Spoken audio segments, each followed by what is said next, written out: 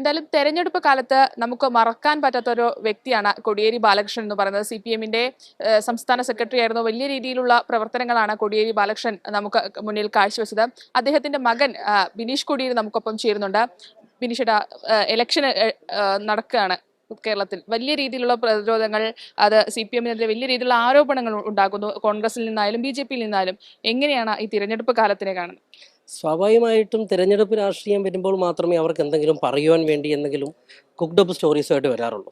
കഴിഞ്ഞ 9.5 വർഷമായിട്ട് കേരളത്തിൻ്റെ ഭരണക്രമങ്ങൾ നമുക്ക് എടുത്തു പരിശോധിച്ചാൽ എന്തുകൊണ്ടാണ് ഒരു തുടർഭരണം ഉണ്ടാവേണ്ടത് എന്നതിൻ്റെ ആവശ്യകത നമുക്ക് ജനങ്ങൾക്ക് നേരിട്ട് ബോധ്യപ്പെട്ട ഒരവസ്ഥയാണ്. അതിദാരിദ്ര്യം ഇല്ലാതായിരിക്കുന്നു, വീടുകൾ കൊടുത്തിരിക്കുന്നു, റോഡുകൾ നന്നായിരിക്കുന്നു, ആരോഗ്യ സംരക്ഷണം നന്നായിരിക്കുന്നു. ഇതൊക്കെ പറയുന്ന ഒരു പ്രവൃത്തിയിൽ ഒതുങ്ങുകയല്ലാതെ അത് ചെയ്ത് കാണിച്ച ഒരു ഗവൺമെൻറ് ജനങ്ങളുടെ മുന്നിലേക്ക് ഇറങ്ങിയാണ് വോട്ട് ചോദിക്കുന്നത്.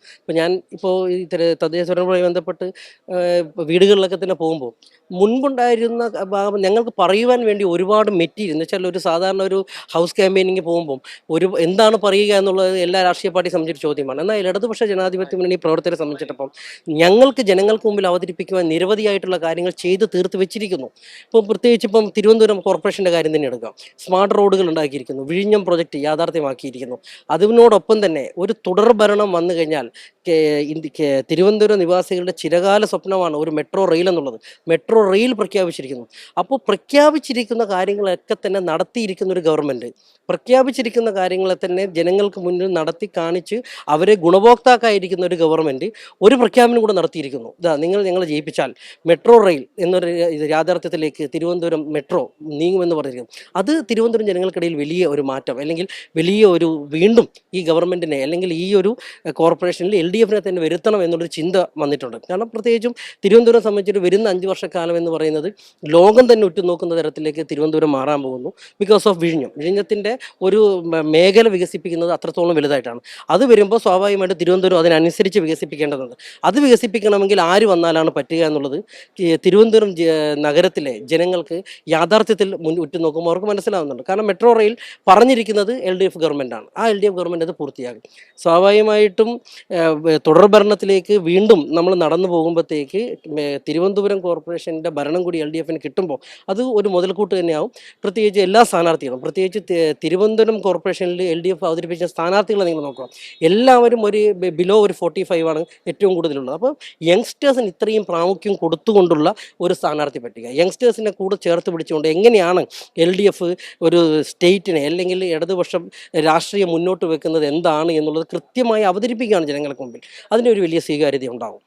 യങ്സ്റ്റേഴ്സിനെ അവതരിപ്പിക്കുന്നു എന്നുള്ളതൊപ്പം തന്നെ വികസനമാണ് പ്രധാന അജണ്ട. ഇത് കേരളത്തിലുടനീളമുള്ള എല്ലായിടങ്ങളിലും വികസനം ഒരു പ്രധാന അജണ്ടയായി തെരഞ്ഞെടുപ്പിന് എത്തിക്കുന്നു എന്നുള്ളത് തന്നെയാണ് LDF-ന്റെ ഭാഗം. സ്വാഭാവികമായിട്ടും ഞാൻ അതാണ് ഇപ്പം പറഞ്ഞു ഇപ്പോൾ 9.5 വർഷക്കാലത്തെ ഗവൺമെൻറ് നടത്തിയ പ്രവർത്തനങ്ങൾ എന്ന് വെച്ചാൽ പ്രകടന പത്രികയിൽ പറഞ്ഞിരിക്കുന്ന 95% കാര്യങ്ങൾ പൂർത്തീകരിച്ച ഒരു ഗവൺമെൻറ്റും ഇതിനു മുമ്പ് ഉണ്ടായിട്ടില്ല. അത്തരത്തിലുള്ള ഒരു ഗവൺമെൻറ് വീണ്ടും ജനങ്ങൾക്ക് മുമ്പിൽ പ്രഖ്യാപനങ്ങളായിട്ട് വരുമ്പോൾ അത് വെറും പ്രഖ്യാപനങ്ങളായി മാത്രം ഒതുങ്ങുകയില്ല എന്ന് ഗുണഭോക്താക്കളായി നിൽക്കുന്ന ജനങ്ങളാണ് നമുക്ക് മുന്നിൽ നിൽക്കുന്നത്. അവർക്ക് മുന്നിൽ ഞങ്ങൾ വോട്ട് ചോദിക്കുന്നു. അവർക്ക് മുന്നിൽ ക്ഷേമ പെൻഷനുകൾ, ഇത്രയും പ്രതിസന്ധികൾ ഉണ്ടായിട്ടും, ഇത്രയും പ്രതിസന്ധികൾ കേന്ദ്ര ഗവൺമെൻറ് ഭാഗത്തുനിന്നുണ്ടായിട്ട് പോലും ഒരു മുടക്കം വരെ 1-2 മാസത്തെ മുടക്കം വന്ന ഇതുപോലും 3-ാമത്തെ മാസം കുടിശ്ശികടക്കം തീർത്തു കൊടുക്കുകയാണ്. അങ്ങനെ നിൽക്കുന്ന ഒരു ഗവൺമെൻറ്റിനെ തുടർഭരണത്തിലേക്ക് കൊണ്ടുവരാൻ വേണ്ടി ജനങ്ങൾ കൂടുതലായിട്ട് മുന്നിട്ടിറങ്ങുന്ന ഒരു കാഴ്ചയാണ്. കാരണം ഞങ്ങൾ ഹൗസ് ക്യാമ്പയിനിങ്ങിലേക്ക് പോകുമ്പോൾ ജനങ്ങളെല്ലാം പറയുന്ന ഒരു കാര്യം, ഒറ്റപ്പെട്ട ചില വിഷയങ്ങൾ ഒഴിച്ചു നിർത്തി കഴിഞ്ഞാൽ എല്ലാവരും പറയുന്ന കാര്യമാണ് 9.5 വർഷക്കാലം ഞങ്ങൾക്ക് പട്ടിണി കിടക്കേണ്ടി വന്നിട്ടില്ല. 9.5 വർഷക്കാലം ഞങ്ങൾക്കൊരു പെൻഷനിൽ ഒരു കുടിശ്ശിക വന്നത് പോലും പെട്ടെന്ന് തന്നെ തീർത്ത് തന്നിട്ടുണ്ട്. നിങ്ങളുണ്ടായ റോഡുകളുടെ വികസനം, ആശുപത്രികളുടെ വികസനം, വീടില്ലാത്തവർക്ക് വീട് വെച്ച് കൊടുത്ത വികസനം, പട്ടയം കൊടുത്ത എന്ന് വെച്ചാൽ ഭൂമിയുടെ അവകാശികളായിട്ട് ജനങ്ങളെ മാറ്റിയ ഒരു ഗവൺമെൻറ്, ഇത്രയും കൂടുതൽ പട്ടയം നൽകിയ ഒരു ഗവൺമെൻറ്, ഇതെല്ലാം വെച്ച് നോക്കുമ്പോൾ പിന്നെ ആ വ്യവസായ നയം രൂപീകരിച്ചതിലൂടെ ഈസ് ഓഫ് ഡൂയിങ്ങിൽ ഏറ്റവും ഒന്നാമതായി കേരളം എത്തിയിരിക്കുന്നു. മുൻകാലങ്ങളിലൊക്കെ തന്നെ കേരളത്തെക്കുറിച്ച് പറഞ്ഞിരുന്ന ഒരു അപഖ്യാതി എന്ന് പറയുന്നത് ബിസിനസ് പറ്റിയ സംസ്ഥാനമല്ല. കാരണം എന്നാൽ കേന്ദ്രം ഭരിക്കുന്ന കേന്ദ്ര സർക്കാരിൻ്റെ ഏജൻസി തന്നെ നടത്തിയ വികസന സൂചികയിൽ അല്ലെങ്കിൽ ബിസിനസ് ഓഫ് ഈസ് ഓഫ് ഡൂയിങ്ങിൽ നമ്പർ 1 ആയിട്ട് കേരളം 2-ാമതും 3-ാമതും തിരഞ്ഞെടുക്കപ്പെടുന്നു. അത് എത്തരത്തിലാണ് കേരളം മുന്നോട്ട് വെക്കുന്ന രാഷ്ട്രീയം എന്നത് അതൊരു ബദലായിട്ട് ഇന്ത്യയിൽ നിൽക്കുന്നു.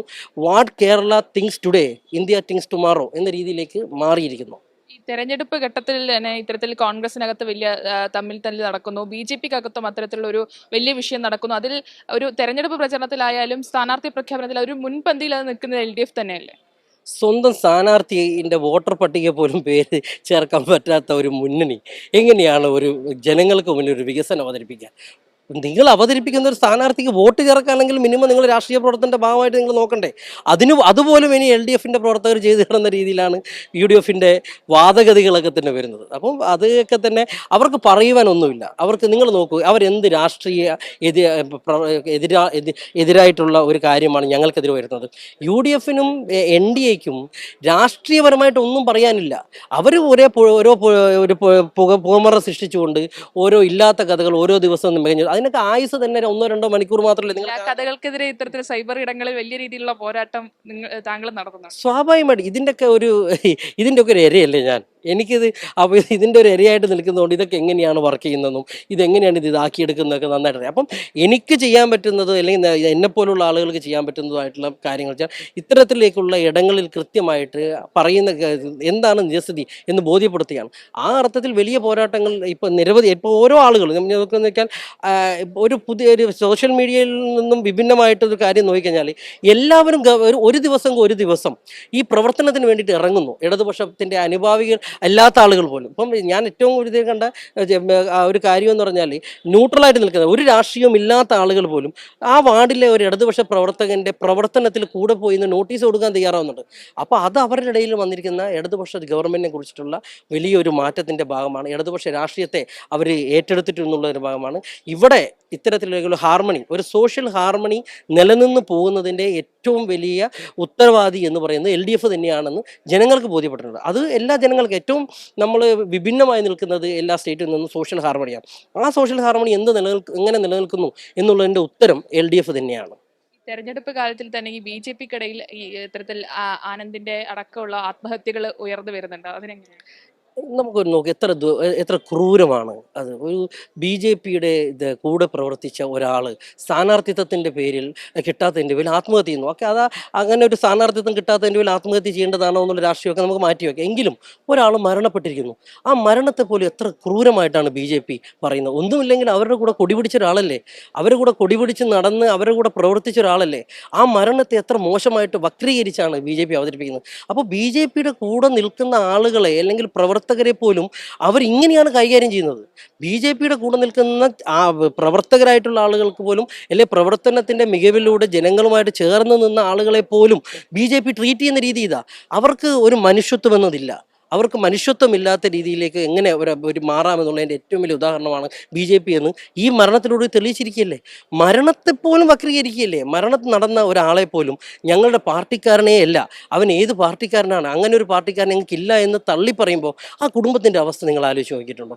ഇത്രയും നാൾ ഈ ജീവിതകാലം മുഴുവൻ ആ പാർട്ടിയെ പ്രവർത്തിച്ച ഒരു പ്രവർത്തകന് കിട്ടുന്നത് ആ മരണത്തെ പോലും വക്രീകരിക്കുകയല്ലേ. അപ്പം ഇത്തരത്തിലാണ് ബി ജെ പി. അപ്പം പ്രവർത്തകർ വിലയിരുത്തുന്നുണ്ട്. ബി ജെ പിയുടെയും യു ഡി എഫിൻ്റെയും ഒക്കെ പ്രവർത്തകർ ഞങ്ങൾ ഈ പാർട്ടിയിൽ നിന്ന്, അല്ലെങ്കിൽ ഞങ്ങൾ ഈ ആശയത്തിൽ നിന്ന് പ്രവർത്തിച്ചിട്ട് കഴിഞ്ഞാൽ ഇങ്ങനെയാണോ ഞങ്ങൾക്ക് കിട്ടുന്ന ഒരു തിരിച്ച് ഞങ്ങൾക്ക് കിട്ടുന്നത്?